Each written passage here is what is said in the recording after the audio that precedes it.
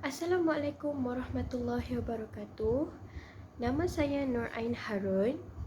Nombor pelajar saya ialah 2020626842.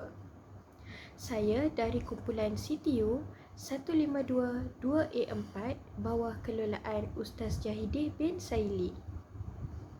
Pertama sekali, saya ingin mengucapkan ribuan terima kasih kepada Ustaz Jahideh kerana telah banyak membantu dan memberi sokongan kepada saya untuk menyiapkan tugasan ini. Saya juga berjanji akan belajar bersungguh-sungguh dan akan memahami apa yang telah diajar oleh beliau. Pada era globalisasi ini, kemajuan teknologi dan gadget bergerak seiring dengan kehidupan manusia sekarang. Banyak ragam dan karena manusia yang kita akan temui sama ada baik atau sebaliknya. Tetapi, di mata masyarakat, perilaku yang buruk mengatasi jumlah perilaku yang baik. Mengapakah semua ini terjadi? Banyak pihak perlu bekerjasama untuk mengatasi masalah ini. Mari kita selidik apakah masalah-masalah yang dihadapi untuk melahirkan insan yang berakhlak mulia. Masalah yang pertama ialah pengaruh negatif media sosial. Tidak kira jantina dan umur, manusia pada zaman moden ini telah terpengaruh dengan penangan media sosial. Filem-filem aksi dan watak-watak antagonis yang ditayangkan di kaca televisyen serba sedikit menyumbang kepada akhlak yang tidak bermoral, terutamanya terhadap golongan remaja. Ia amat membimbangkan kerana mereka akan meniru aksi-aksi yang telah ditonton dan menjadikan mereka insan yang lalai kerana hampir setiap hari mereka meluangkan masa dengan melayari internet dan bermain dengan gadget.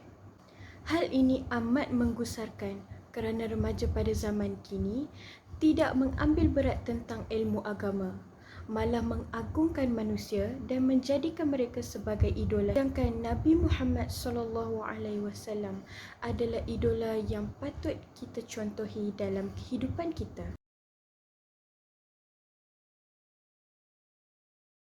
Masalah yang kedua ialah institusi keluarga yang goyah.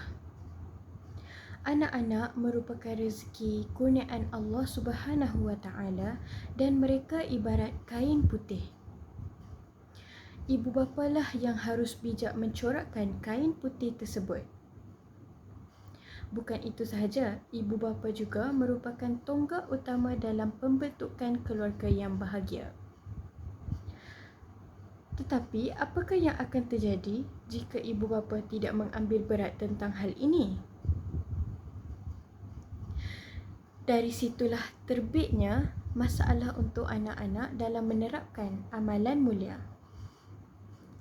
Ibu bapa yang berpisah juga adalah salah satu punca tidak dapat melahirkan manusia yang berakhlak mulia. Ini akan memberi kesan kepada anak-anak dari segi emosi dan mengalami perubahan akhlak. Mereka akan menjadi tertekan kerana tiada tempat untuk mengadu dan lebih cenderung untuk membuat perkara yang terlarang. Melentur buluh biarlah dari rebungnya. Peribahasa ini amat sesuai dengan ibu bapa terhadap anak-anak dalam mengajarkan ilmu agama kepada mereka. Ibu bapa seharusnya memupuk sifat-sifat mahmudah dalam kekeluargaan supaya impian menginginkan keluarga yang bahagia dapat dicapai. Antara perkara yang boleh dilakukan ialah solat berjemaah dan membaca Al-Quran. Aktiviti seperti ini dapat mengeratkan hubungan silaturahim sesama ahli keluarga dan dapat mendekatkan diri kepada Allah Subhanahu Wa Taala. Yang kedua, ibu bapa perlulah membimbing dan sentiasa memantau perbuatan anak-anak mereka.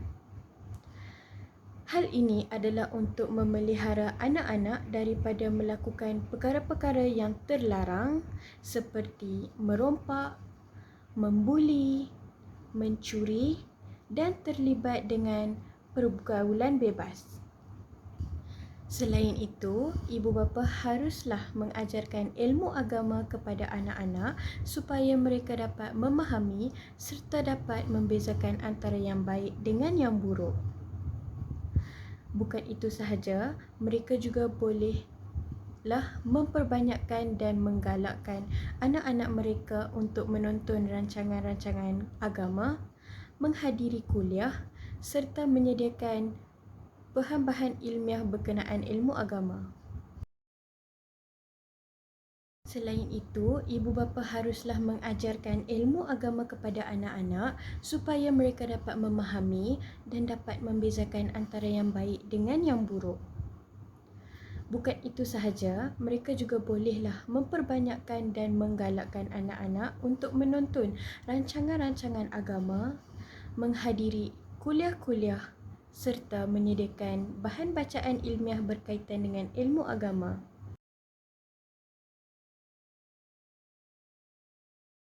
Apa yang kita boleh rangkumkan ialah remaja merupakan aset keluarga dan negara yang paling berharga.